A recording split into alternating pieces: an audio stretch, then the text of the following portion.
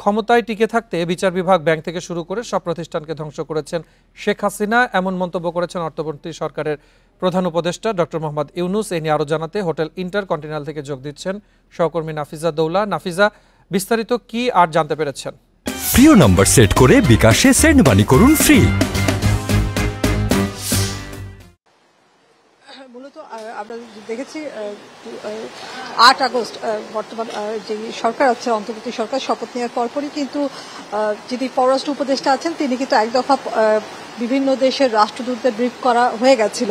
তারপরেও আজকে এই ব্রিফের কেন আয়োজন করা হয়েছে, প্রধান উপদেষ্টা কেন বিভিন্ন দেশের রাষ্ট্রদূতদের সাথে বৈঠক করেছেন বা ব্রিফ করেছেন, সেটি যখন আমরা প্রধান উপদেষ্টার প্রেস সেক্রেটারিকে জিজ্ঞেস করেছিলাম, তিনি বলেছেন এটি শুধুমাত্র একটি সৌজন্য সাক্ষাৎ দিয়ে তিনি কোন পরিস্থিতিতে দায়িত্ব পালন করতে এসেছেন এবং তার এই সরকারের পরবর্তী লক্ষ্য কি, সেই সব বিষয়গুলো মূলত তুলে ধরবার জন্যই, যেহেতু এখনো বর্তমান সরকারের বিভিন্ন দায়িত্ব পালনের বিষয় আছে, প্রধান উপদেষ্টা কিছুটা ব্যস্ত আছেন, এককভাবে কলম করা সম্ভব নয়, তাই এই ধরনের একটি ব্রিফিং এর আয়োজন করা হয়েছে।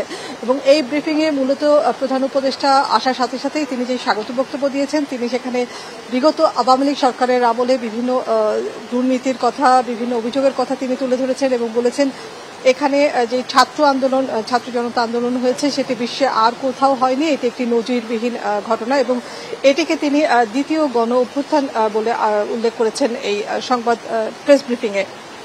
এবং তার পাশাপাশি জানানো হয়েছে যে পরবর্তী নির্বাচনের মধ্য দিয়েই এই সরকার তার দায়িত্ব হস্তান্তর করবেন, তাতে কোনো ব্যত্যয় ঘটবে না। তবে তার আগে বেশ খুব গুরুত্বপূর্ণ চারটি সংস্কার এই অন্তর্বর্তী সরকার করে যাবেন। তার মধ্যে আছে প্রশাসন, বিচার বিভাগ, নিরাপত্তা এবং গণমাধ্যম। বাক স্বাধীনতা নিশ্চিত করার ক্ষেত্রে যে প্রতিবন্ধকতাগুলো আছে, আপনি জানেন ডিজিটাল নিরাপত্তা অ্যাক্ট আছে, আরো বেশ কিছু আইন আছে, সেগুলোর একটি রিফর্মের কথা তিনি এই সংবাদ কূটনীতিকদের ব্রিফিং এ প্রধান উপদেষ্টা তুলে ধরেছেন। প্রধান উপদেষ্টা জানিয়েছেন যে এই যে বিগত সরকার আছে, আওয়ামী লীগ সরকার, তিনি তার প্রধানমন্ত্রী শেখ হাসিনা, সাবেক প্রধানমন্ত্রী শেখ হাসিনা, তিনি ক্ষমতায় থাকার জন্য বিভিন্ন প্রতিষ্ঠানকে একদম শেষ থেকে ধ্বংস করে গেছে বলেও তিনি অভিযোগ করেছেন।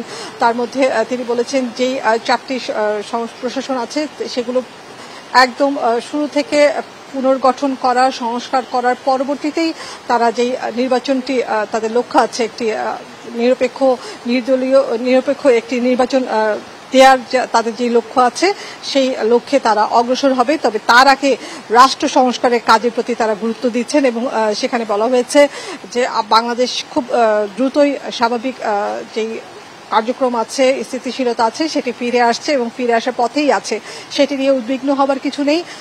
বর্তমান অন্তর্বর্তী সরকার যে সংস্কারগুলো করবেন সেটি তার রাষ্ট্রের কাজ এবং বাংলাদেশের প্রতি আন্তর্জাতিক মহলের যে সম্প্রদায়ের যে সমর্থন আছে সেটি পুনর্ব্যক্ত করার বা বহাল রাখার জন্য তিনি আহ্বান জানিয়েছেন।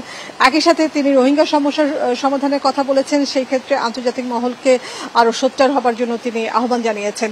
তো মূলত এই যে বিষয়গুলো আছে, তিনি তার সরকারের পরবর্তী করণীয় কি আছেন সেটি তুলে ধরেছেন এবং কোন প্রক্রিয়ার মধ্য দিয়ে আগামী সরকার আসবেন সেই বিষয়গুলো তিনি এই কূটনীতিকদের ব্রিফ করেছেন। মূলত 50টি মিশনের এবং জাতিসংঘ সহ অন্যান্য যেটি আছে আন্তর্জাতিক দাতা সংস্থার মিশন প্রধান কর্মকর্তাদের তিনি ব্রিফ করেছেন এখানে। এবং ব্রিফিং এর পরে যিনি প্রেস সেক্রেটারি আছেন প্রধান উপদেষ্টা, তিনি সাংবাদিকদের ব্রিফ করেছেন যে এখানে প্রধান উপদেষ্টা বিদেশি কূটনীতিকদের কি মূলত কি কথাগুলো জানিয়েছেন। নাফিজা দৌলা, আপনাকে ধন্যবাদ আমাদের সাথে যোগ দিয়ে বিস্তারিত জানানোর জন্য।